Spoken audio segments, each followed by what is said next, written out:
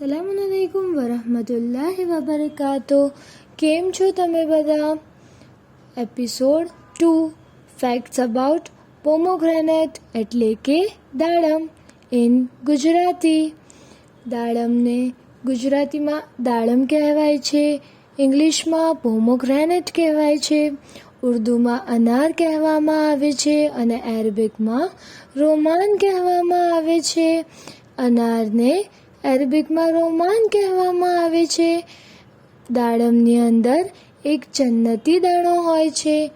ઇમામ જાફરે સાદિકે ફરમાવ્યું છે, ફળો એટલે કે ફ્રૂટ્સ 120 જાતના એટલે 120 ટાઈપ્સના અને કલર્સના હોય છે અને દાડમ ફળોનો સરદાર છે એટલે કે કિંગ ઓફ ફ્રૂટ્સ.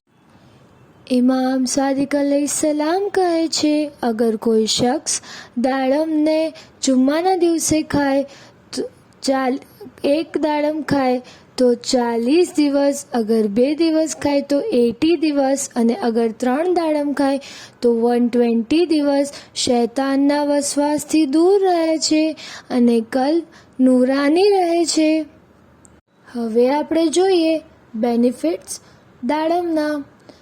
દાડમથી બોડી હંમેશા ફ્રેશ રહે છે, એકદમ તાજું રહે છે. પછી યાદશક્તિ વધે છે.